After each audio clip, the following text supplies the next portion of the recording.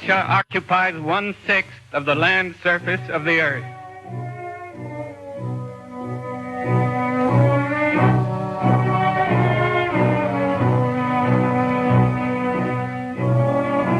From the Arctic snows to the hot sands of Central Asia, from Vladivostok, an oriental port on the Pacific Ocean, to St. Petersburg and Moscow, the Tsar's great capitals in modern Europe.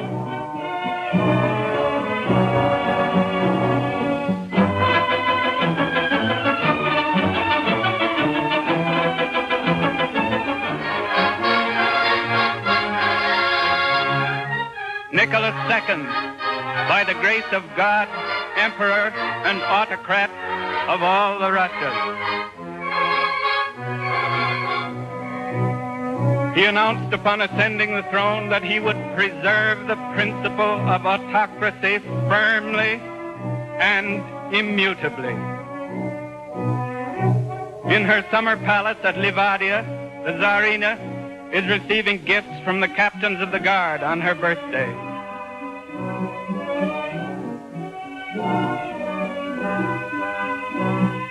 The royal family, the Tsar, the Tsarina, the Tsarevich, and the 4 daughters, Olga, Tatiana, Maria, and Anastasia.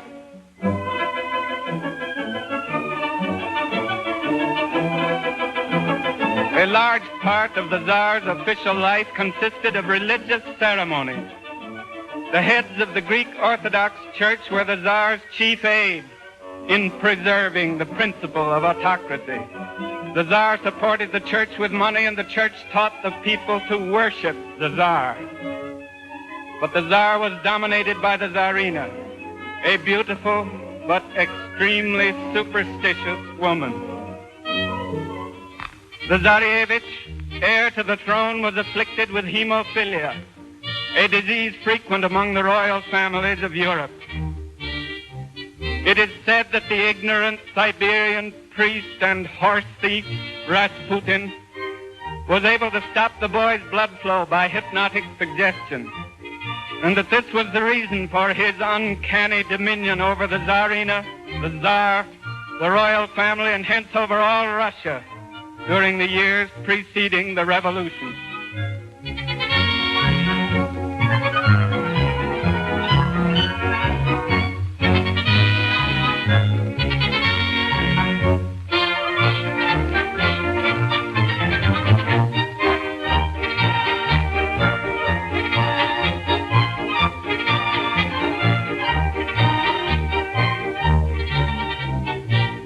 The Tsarevich was probably the best spoiled child in the world.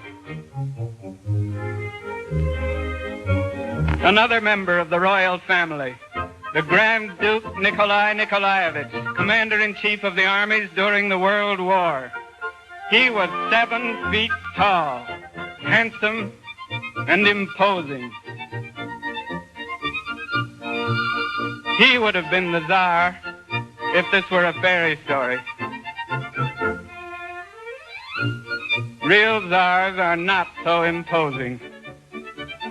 These pictures of the private life of the court and the royal family, taken with the Tsar's own camera, were found in his chambers in the Winter Palace when it was captured by the Bolsheviks in the October Revolution.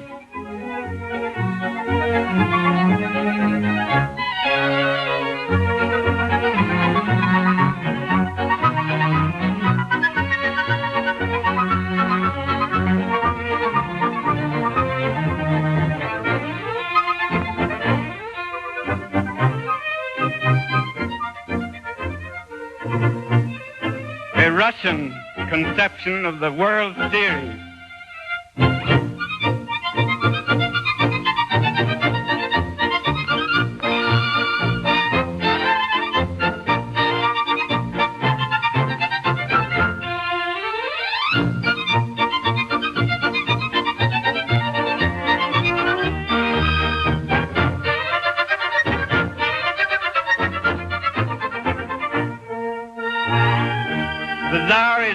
challenging them to a game of tag, and they daren't take after him. One kind of fun that a Tsar can't have. But he can take off his royal togs and go swimming like a regular human being. As Will Rogers told us, there is not a bathing suit in Russia. His Majesty is on the left.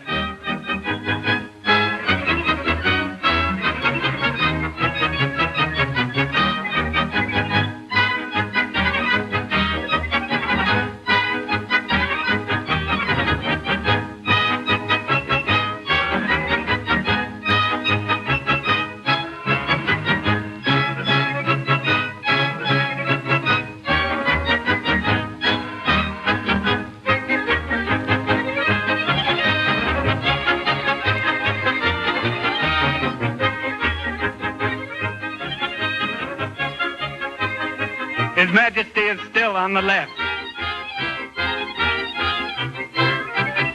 This is the first time the world ever saw a king as he really is.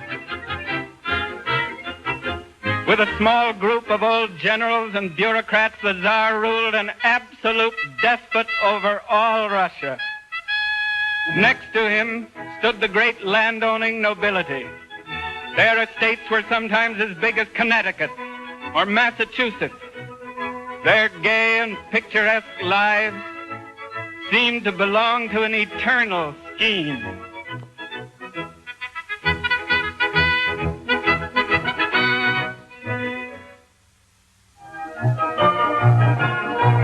They are celebrating a wedding in the landlord's family.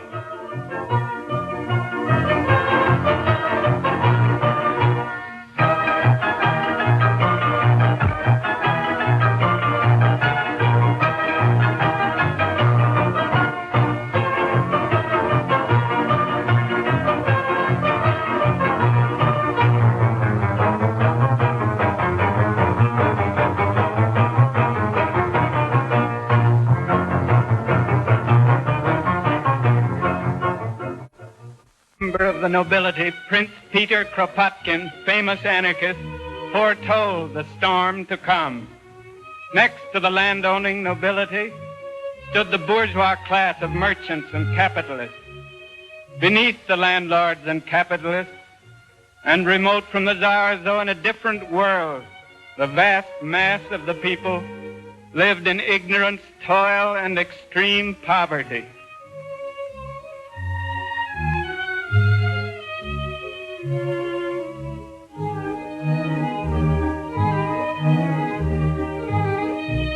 The gulf between rich and poor was never wider than in Tsarist Russia. Hating this inequality and the Tsar's despotism, thousands of revolutionists had been fighting for a century to overthrow Tsarism and establish a new kind of human society. Catherine Breshkovskaya, little grandmother of the revolution, abandoned wealth, nobility, an adoring husband, and her own baby to give her life to the struggle against Tsarism. But the Tsar had many able defenders against revolution. The Cossacks were loyal and fierce.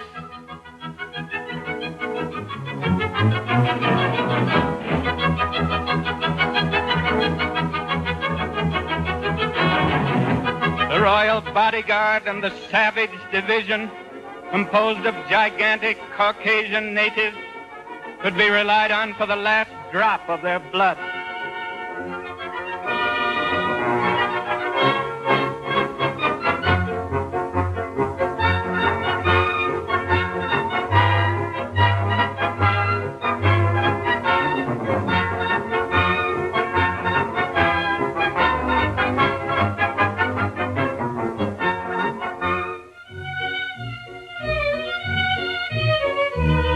Nothing seemed more secure than the Tsar's despotism. And yet, these are the last pictures of the family of Nicholas Romanov, taken in the late autumn of 1916. 18 months later, all 7 of them were shot in a cellar in Yekaterinburg. The Tsar had an army of 4 million peasants.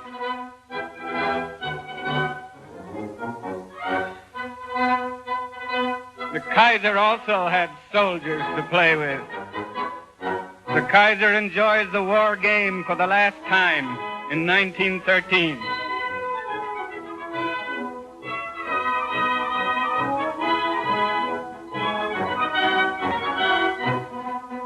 "1914, the real thing."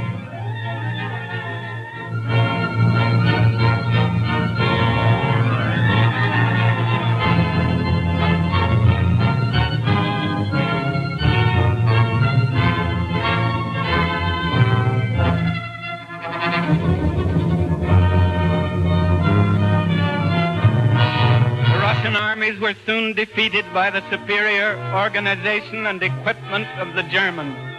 By the end of 1916, their retreat had become a national disaster. The soldiers were being herded into battle, hungry, ill-clad, without enough ammunition, even without guns. Corruption, treachery, neglect, profiteering had ruined the Tsar's military organization. 2.5 million killed, 5 million wounded. They were lying like piles of rubbish outside the hospitals, too crowded to contain them. Wounded and dying and with no clothes on their backs. 2.5 million dead, and no time to bury them.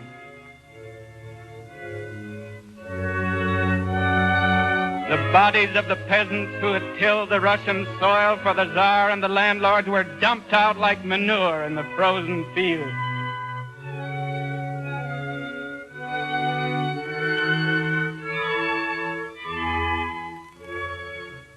The Tsar removed the Grand Duke Nikolai Nikolaevich and assumed the title of Commander-in-Chief.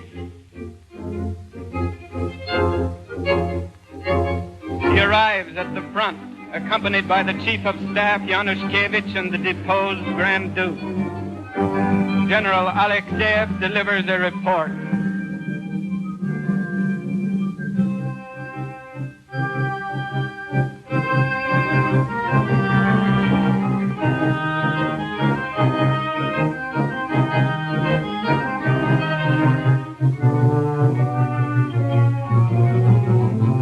Military experience consisted of praying with the army for victory and sprinkling the soldiers with holy water to make them fight better.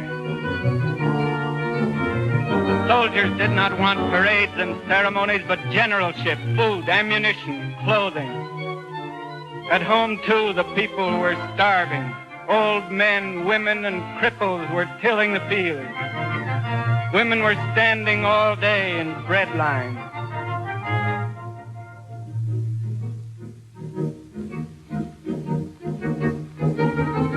In the empty markets, the crowd stood desperate.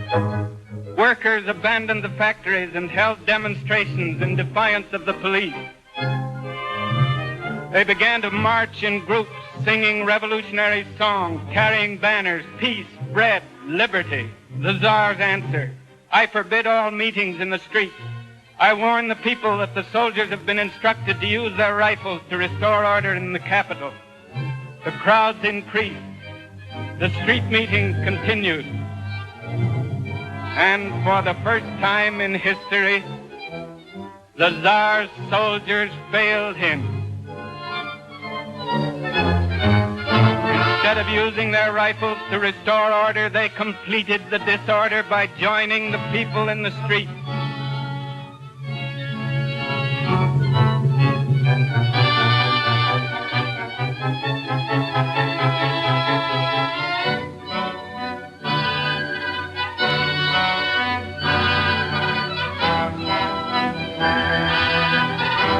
People in revolt and the Tsar's armed forces are united. The autocracy is doomed. The Duma, or Parliament, met in the Tauride Palace. It was dissolved by order of the Tsar, but in great fright and excitement decided to remain in the capital. The people in revolution surrounded the palace. In the left wing of the palace, a group of revolutionists issued a leaflet summoning all factories and regiments to elect deputies to a council or Soviet of workers and soldiers. Within 12 hours, the Soviet was elected and assembled. The next day, 4 regiments of the garrison mutinied and marched to the Tauride Palace to defend the revolution.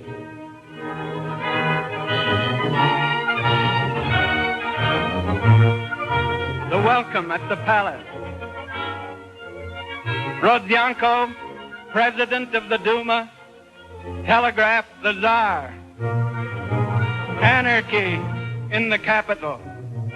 Someone trusted by the people must be appointed to form a new government. The Czar, to his minister of the court, Frederick, that silly ass, Rodzianko, has sent me some more nonsense, which I won't even bother to answer. At the command of the Soviet, detachments of soldiers went out to arrest the Tsar's ministers.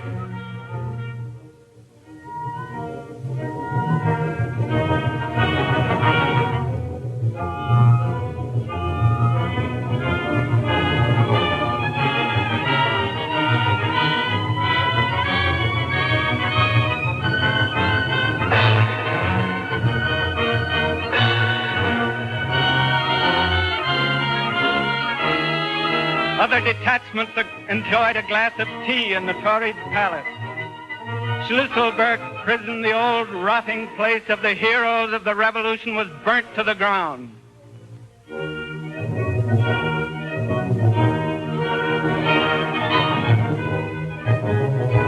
Millions of civil records and deeds were destroyed.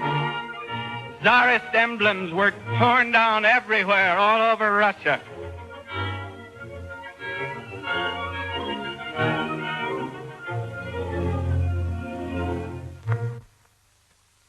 While the red flag was flying over the capital, the Tsar telegraphed the Tsarina, "Wonderful weather. Hope you are well and calm. Many troops sent from the front. With kind love, Nicky." The many troops obeyed their officers until they reached Petrograd and there joined the people in the streets.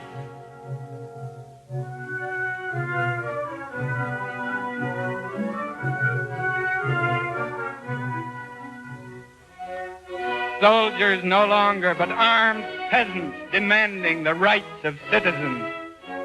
You see here in the main thoroughfare of Petrograd the moving body of the power that overthrew the Tsarist autocracy and initiated those events which have altered the whole course of modern history. Rights of citizens is the slogan inscribed upon their banner. 2 loyal members of the Duma went to the front to demand that the Tsar abdicate in favor of his feeble son. Shulgin of the old aristocracy and Guchkov, a representative of big business. The Tsar's abdication. As we do not wish to be separated from our dear son, we transmit the throne to our dear brother, the Grand Duke Michael Alexandrovich. May the Lord God help Russia. But the Grand Duke Michael had seen the streets of Petrograd. He abdicated the next morning without waiting for a stenographer. The Tsar's immediate successor was the people of Russia, who ceased all business and lived in the streets as on a perpetual holiday. There was no government.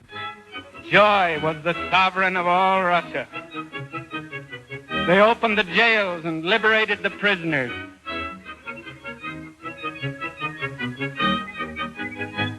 Watch for the little Zulik with white side whiskers. He is coming back and he wanted you to see him.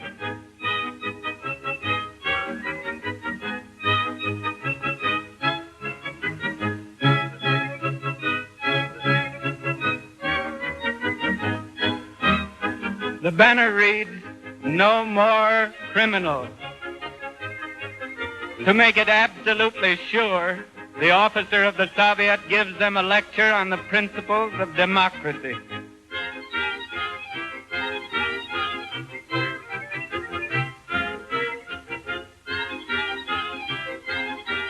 and the news of the revolution arrives among the soldiers in the trenches.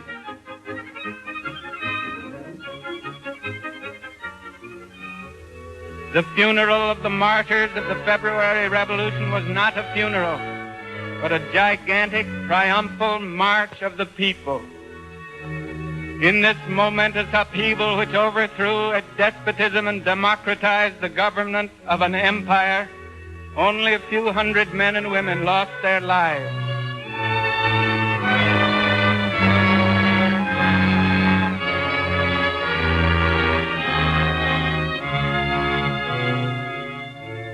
Over 1 million people from early morning to dark marched past the one big grave on Mars Field.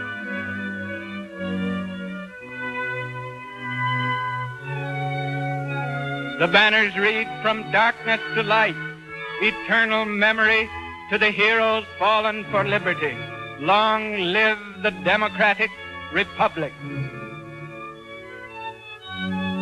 Nothing comparable to these crowds was ever before seen in Europe, said Buchanan, the British ambassador.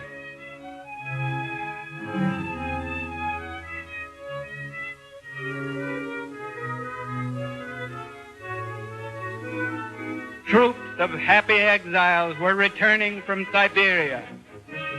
Vera Zasulich, who shot the Tsar's chief of police, Trepov, in 1878, attends the funeral.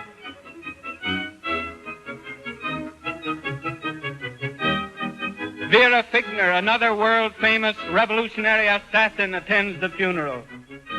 The Duma was there, Rodzianko and Guchkov in their midst. Another individual prominent in the Duma, Paul Milyukov, professor of history. The Soviet of Workers and Soldiers deputies attended the funeral in a body. Skobelyev, a Menshevik or moderate socialist, a figure in the Soviet. Tsereteli, the Menshevik leader of the Soviet. A red militia was organized.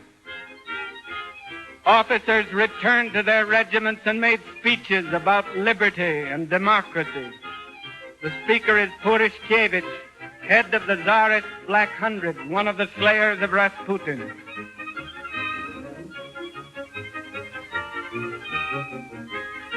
Everybody who has an ideal inscribes it on a banner, hires a brass band, and demands that it be realized by the new government being born in the Tauride Palace.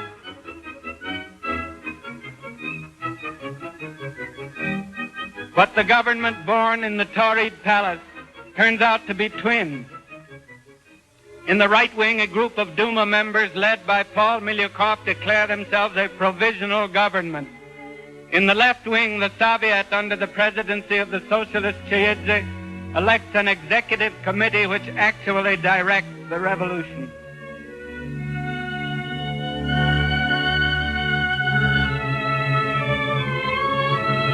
The prime minister of the provisional government was the genial Prince Lvov, who above all things hated excitement.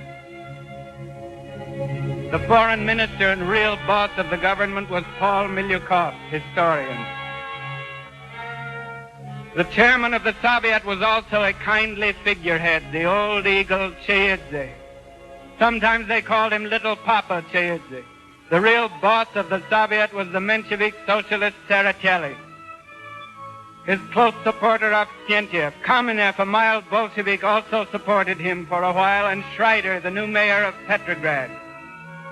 A group of the leaders of the February Revolution.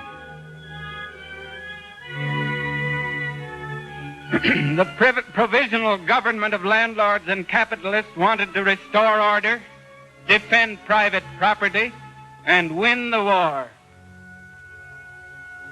The soldiers and workers in the Soviet wanted to stop the war, confiscate the landlords' estates, and have bread, peace, and liberty. A government demonstration, war to complete victory. A Soviet demonstration, land and liberty, long live the International. One man thought he could solve the problem by joining both governments. Alexander Kerensky. Vice President of the Soviet and Minister of Justice in Milyukov's cabinet. The famous old revolutionist Plekhanov, returning from exile in Switzerland, supported Kerensky.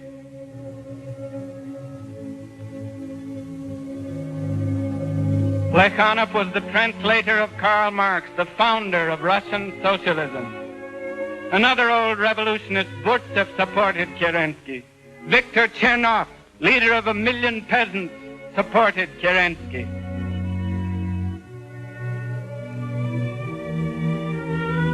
Kerensky became an idol of the masses. Ladies of leisure pelted him with flowers. Kerensky arrives at a meeting of the Soviet with a bouquet. His portraits were carried like sacred images in the streets, forward with our leader, Kerensky.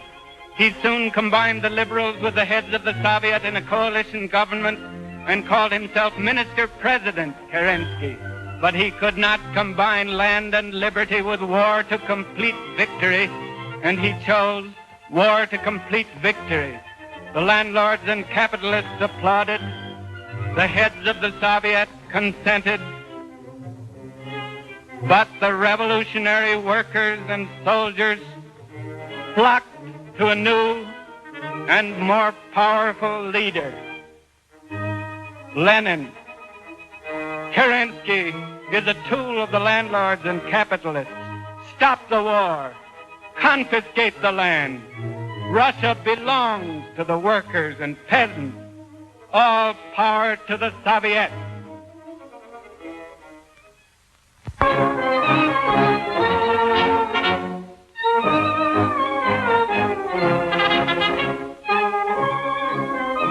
Lenin's program of proletarian revolution against the Kerensky government was expounded to the masses on the socialist holiday May 1st, 1917 by the best orators of the Bolshevik Party. The first May Day ever celebrated by socialists with power. Communist is expounding, as yet without extreme conviction, Lenin's demand for a second revolution. But at that very moment, another great revolutionist was arriving from a small upstairs apartment in the Bronx, New York City, Leon Trotsky. Kerensky is a tool of the landlords and capitalists. Stop the war. Confiscate the land. Russia belongs to the workers and peasants. All power to the Soviets. Against these odds, Kerensky was trying to restore the morale of the army. Officers are learning to cheer the new standard for liberty and fatherland. Manufacturing morale. On June 18th, Kerensky ordered the army to renew the war against Germany.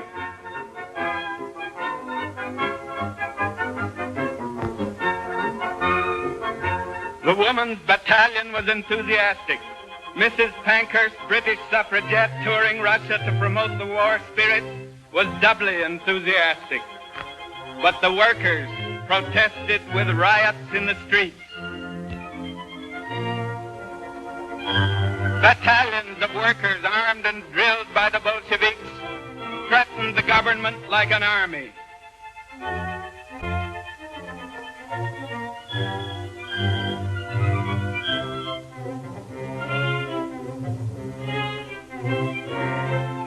Kerensky arrested and disarmed the Workers' Guard, jailed Trotsky, and declared Lenin, who went into hiding, a state criminal, to be arrested on sight. The Tsarist generals availed themselves of the opportunity to prepare a counter-revolution.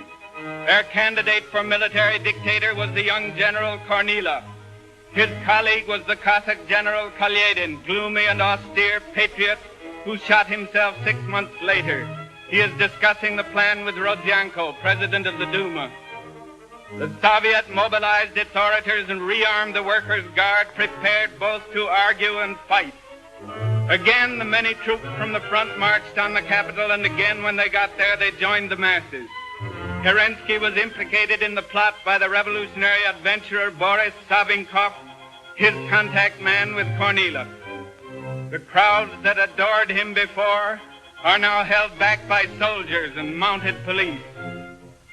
Juggling with revolutionary power, he had completely ignored the fundamental demand of the masses: peace, bread, land.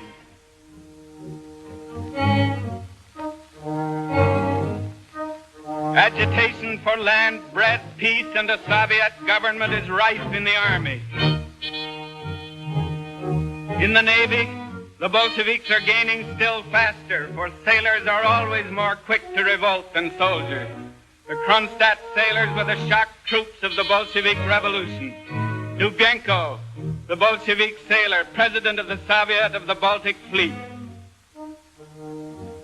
In the country, Lenin's agitators are advising the peasants to form Soviets and seize the estates of the landlords, and they are taking the advice. Released from prison in September at the demand of the workers and soldiers, Trotsky is elected president of the Soviet. Trotsky to the Soviet in early October. The bourgeois press accuses me of signing an order on the Sestroresk factory for 5,000 rifles. Yes, I signed it. And the Soviet will continue to organize and arm the workers' guard. The city is plastered with revolutionary and counter-revolutionary placards heralding the vote for the Constituent Assembly. Lenin, distrustful of parliamentary elections, is demanding an insurrection. Kerensky, afraid to move against the Soviets, assembles the military students and the women's battalion to defend the Winter Palace.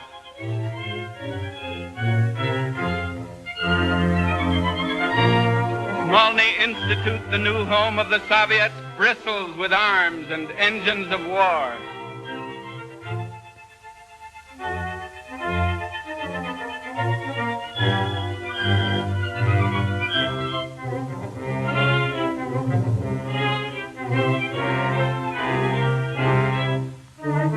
Only cadets and the women's battalion came to the aid of Kerensky.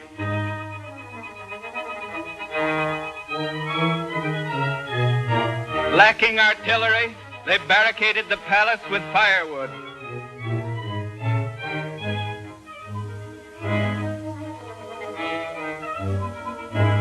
All Petrograd knows that Lenin has set the date for an insurrection and that Trotsky is organizing an insurrection, and moreover, they know the date. Petrograd is quiet because it is waiting for the riots to begin, but there were no riots.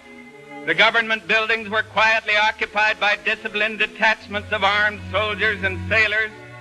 The Winter Palace was captured with little fighting on the night of November 7th, 1917. And the next morning, a message was broadcast to all warring governments, inviting them to discuss terms of peace, and the command issued to the army on all fronts: fraternize with the enemy. This is the beginning of the end of the World War. On the same morning, provisions were distributed to the people, and a decree was adopted abolishing without indemnity and forever the landlord's property in the Russian land.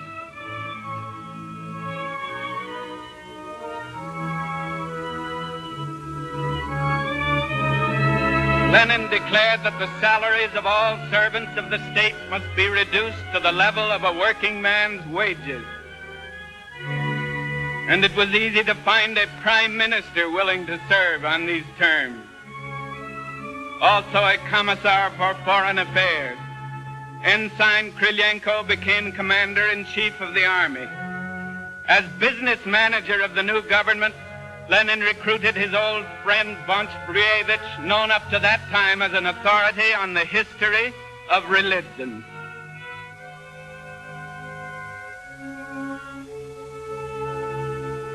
On the same terms, a self-educated peasant, M.I. Kalinin, became president of the Workers' Republic.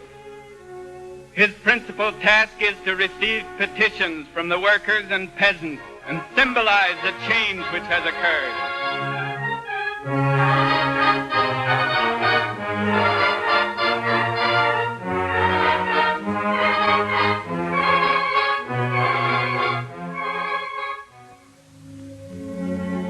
The first task of the new government was to negotiate a formal peace with Germany. Soviet peace delegation headed by Adolf Joffe arrives at Brest-Litovsk. Kamenev, Joffe, Karakhan,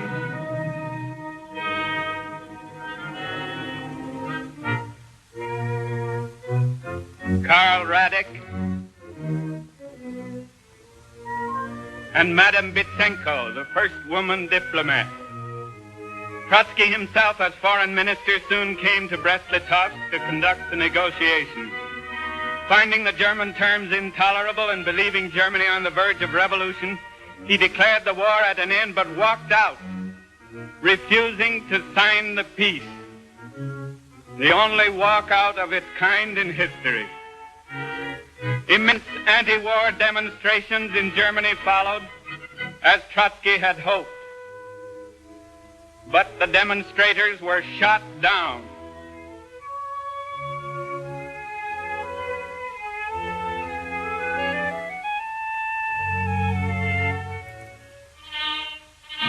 The Kaiser was still firmly in power.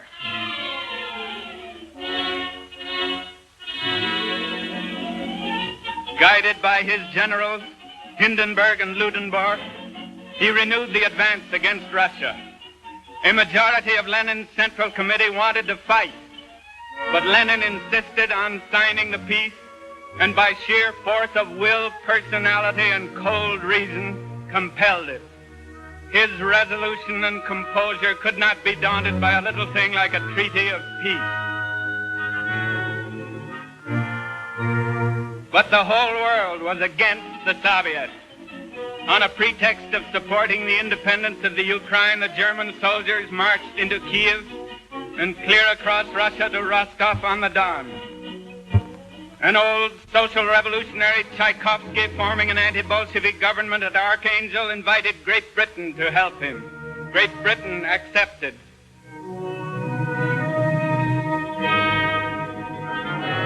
Tchaikovsky also, through our ambassador, Francis, invited the Americans. And they accepted.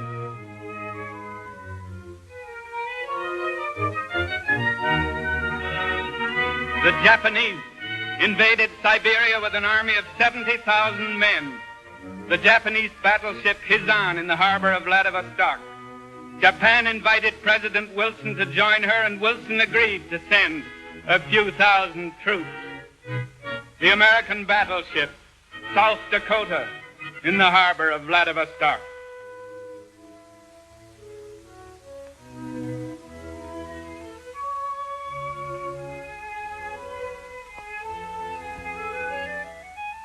France, Italy, and England also sent a few thousand troops, and Vladivostok became an international war camp.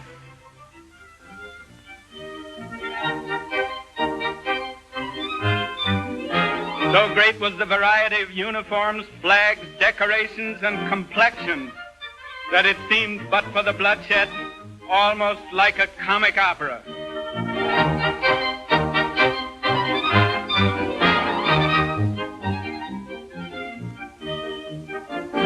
At the request of the Allies, 42,000 Czechoslovak war prisoners seized the Trans-Siberian Railroad and held it against the Soviets. In the south, General Denikin was organizing a volunteer army against the Soviets.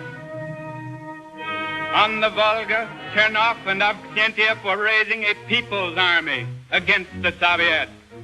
In Kuban, General Borgaevsky was marshaling the Cossacks against the Soviets. A year after the revolution, the Soviet government was surrounded by 14 hostile armies operating on a front 7,000 miles long. They moved their government from Petrograd to Moscow and within the walls of the Kremlin. They shot the Czar and all his family in the house in Yekaterinburg where they had been imprisoned. The death chamber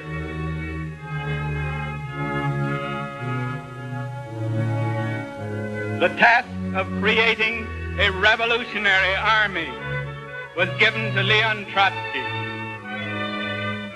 By persuasion or by force, Trotsky won the services of many Tsarist officers. This is General Vasetiv. The most famous was General Brusilov. Colonel S.S. Kamenev, famous only for his mustache, became commander-in-chief. In the same month, Lenin was wounded and Uritsky shot to death by an assassin. Uritsky's funeral. Zinoviev in the center.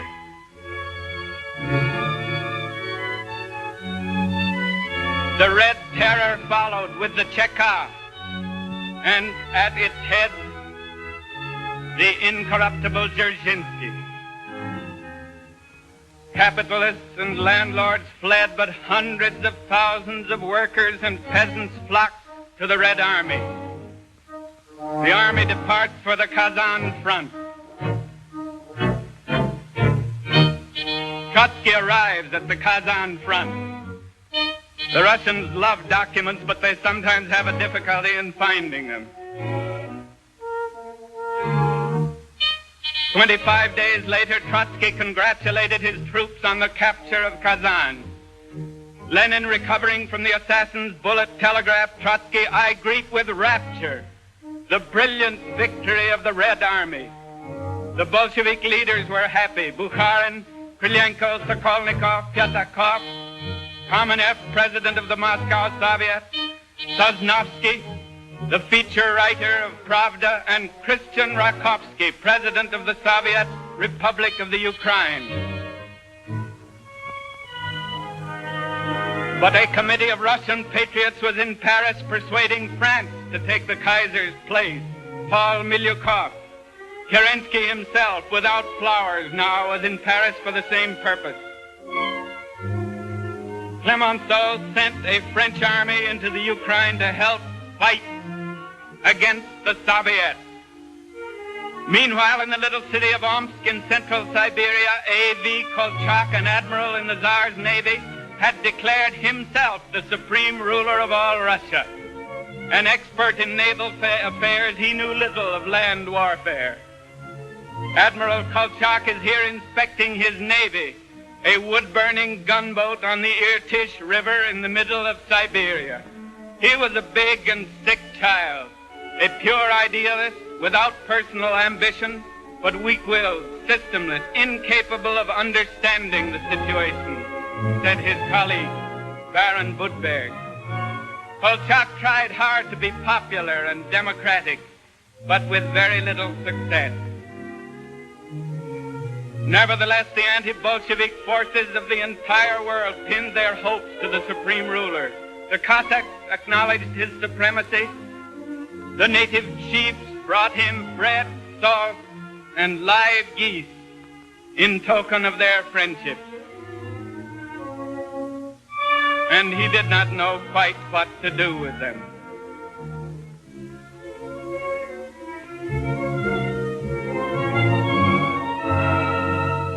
The people of Omsk turned out generously to celebrate his ascension. The priests led them to church to pray for Kolchak's triumph against the Soviets. The Allied premiers, Lloyd George, Clemenceau, Wilson, and Orlando, assembled at Versailles to rearrange the world, notified Kolchak of their support against the Soviets.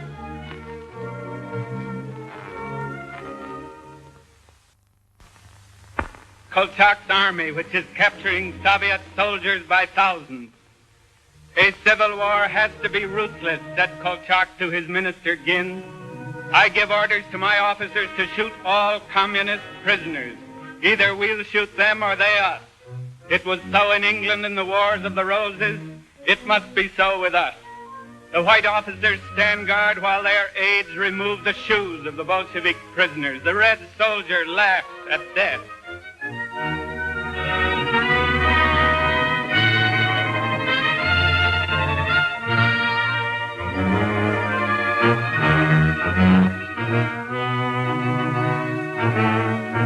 He is still laughing.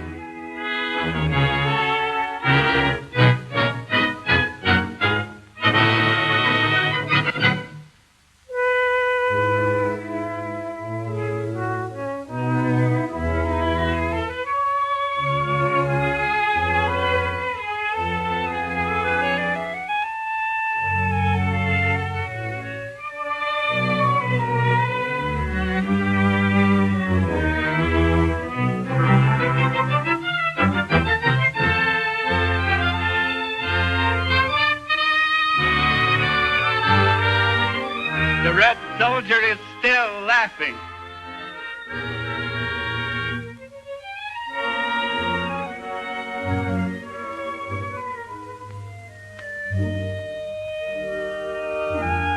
The head of a local monastery comes out at the invitation of Kolchak's officers to bless the troops and bid them Godspeed against the Soviets.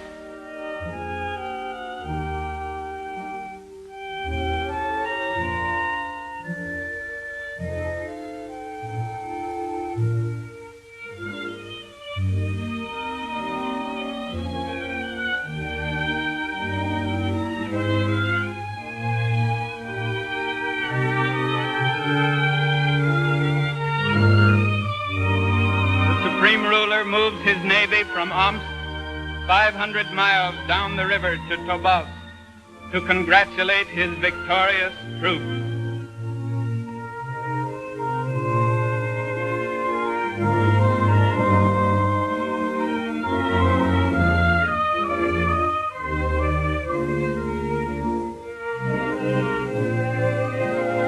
In Moscow, starvation is fighting on Kolchak's side.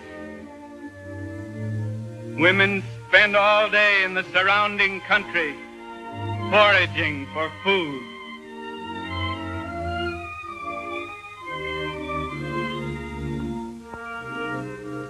But Lenin, under the walls of the Kremlin, is explaining his purpose to the masses.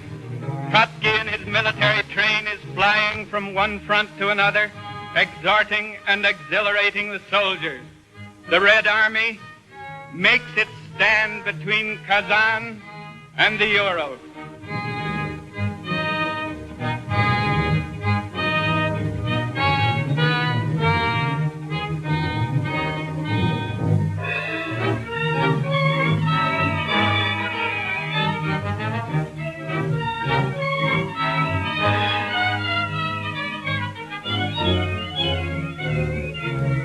The Bolsheviks bury their martyrs with a tribute of evergreen and with armored cars bearing the motto, "Death to the enemies of the working people." After stopping Denikin in the south, the Red Army concentrated all forces to sweep Kolchak's troops out of European Russia. Kolchak's troops mine bridges as they retire.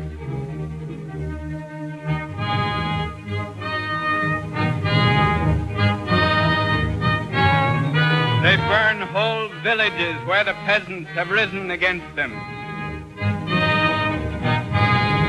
A Siberian village after a visit by one of Kolchak's punitive expeditions.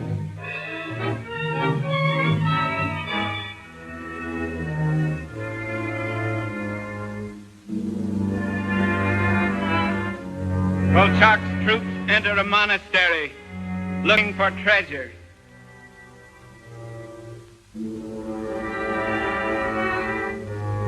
They dig up the old monks, but find they have already been picked over by the Bolsheviks. The Holy Father insists that they put the monks back where they belong.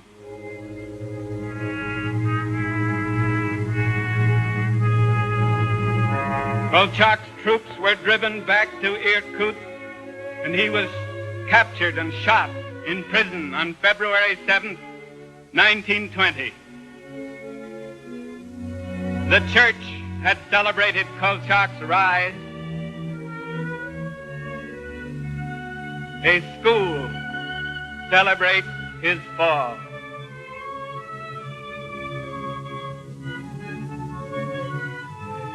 While Kolchak's troops fled in the east, the imperial flag was unfurled in the northwest by the Tsarist general Yudenich.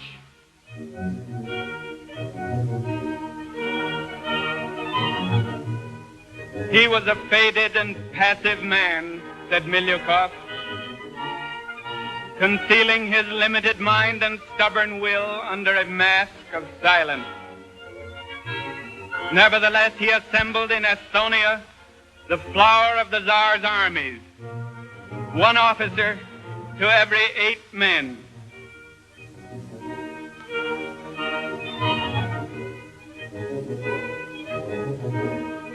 He was supplied with munitions and instruments of war by Great Britain.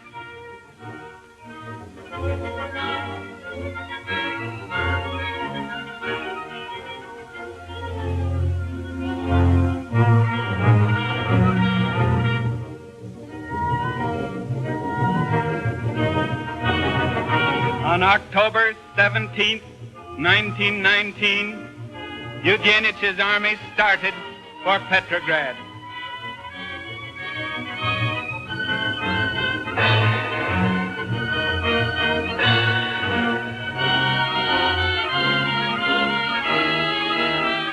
The Red troops fled before them, and in only 8 days they took Yamburg.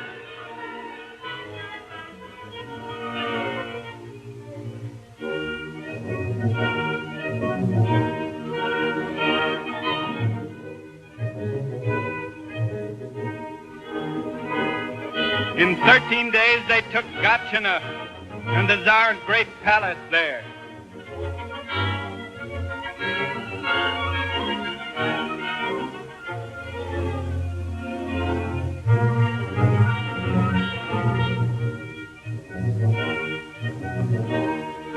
In 16 days they took Tsarskoye Selo and dug in 20 miles from Petrograd.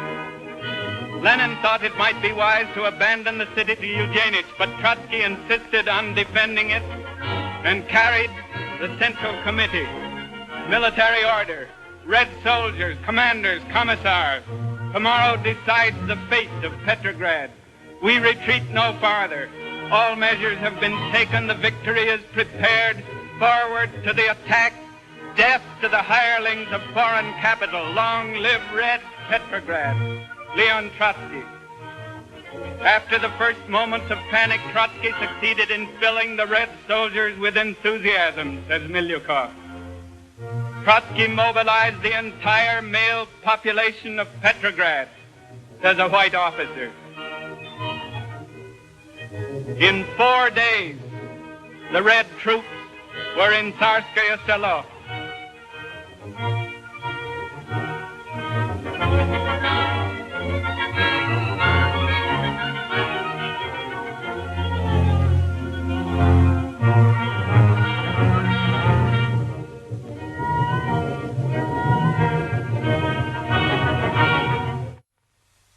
In 14 days, the Kronstadt sailors entered Gatchina and ate soup in the palace court.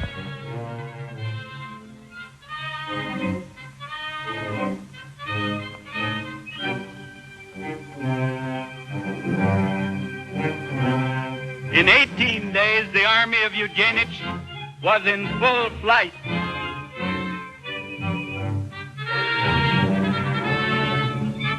Pursued by soldiers, sailors, civilians, shot, shell, and propaganda. Soldiers of the army of Eugenich, read, listen, think. The Red Army does not fight against workers and peasants. Come over to our side. We will receive you like brothers. Without landlords and capitalists, czarist generals and bureaucrats, our country will live a peaceful and happy life. Death to the czarist general Eugenich. Long live workers and peasants, Russia.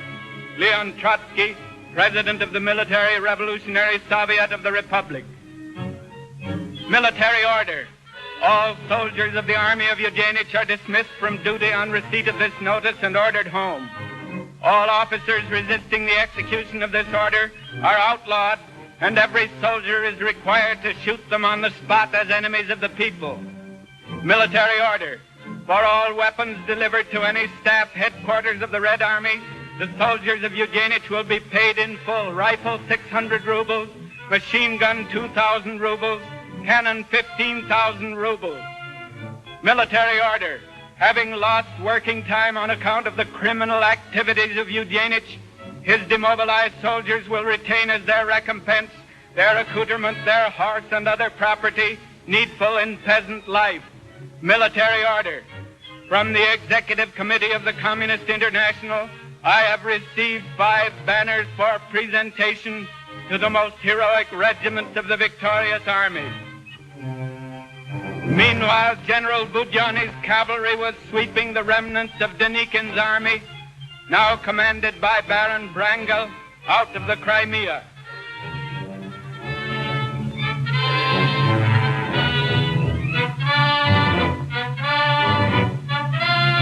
Wrangel has given the command to take to the boats.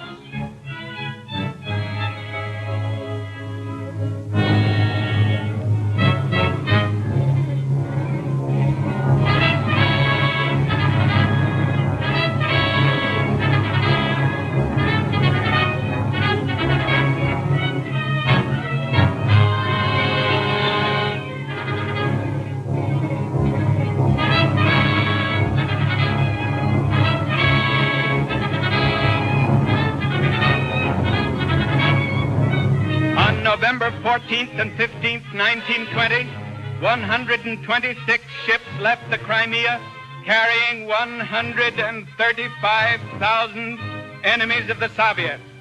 The world is defeated and all Russia is now a Soviet republic. The commander-in-chief takes a day off. Beside him, the staff poet, Demian Biedny.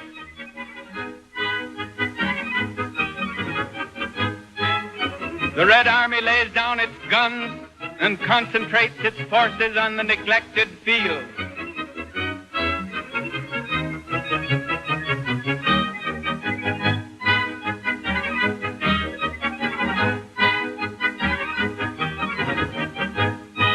Kalinin, President of the Republic, will not put on a necktie even to celebrate the victory.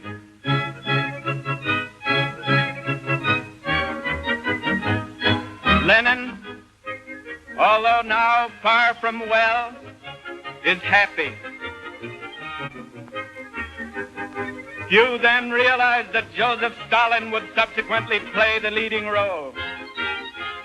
While the Bolsheviks were encircled by the world's armies, sympathizers from all countries made their way underground to Moscow to form the Communist International. Zinoviev, the president of the International, takes the chair. Clara Zetkin, the German delegate, friend of Karl Marx. The Indian Roy and the Japanese Sen Katayama. President Kalinin. The Secretary, Angelica Balabanov, Karl Radek. The Italian, Serratti. The German, Levy. The Frenchman, Rosmer. Comrade Lenin. The delegates rise to greet their leader.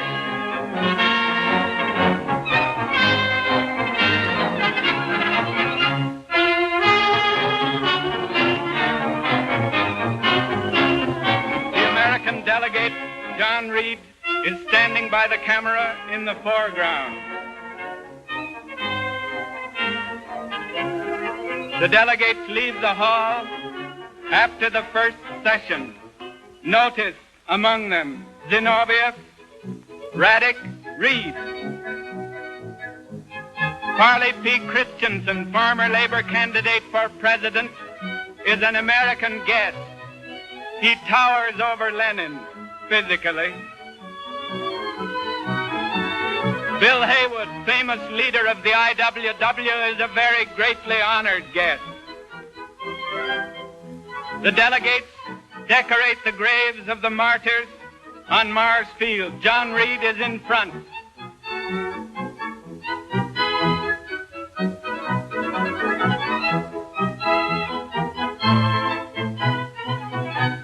Lenin is one of the crowd.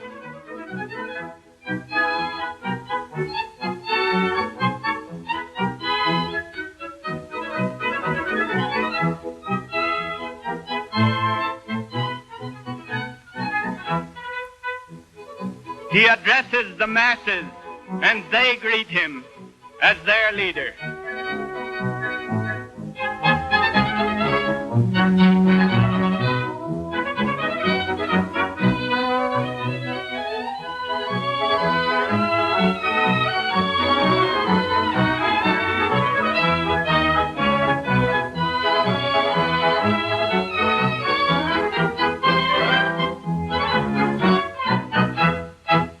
Vladimir Ilyich Lenin, the genius of the Russian workers' revolution, believed by many to have been the greatest mind and character in modern history. He was free from any trace of personal greed or ambition. He devoted every working hour of his life to the cause of liberating the toiling masses of the whole world from capitalist exploitation. His mind was as flexible as his purpose was fixed. Facts, he said, are stubborn things. We must tell the workers the truth.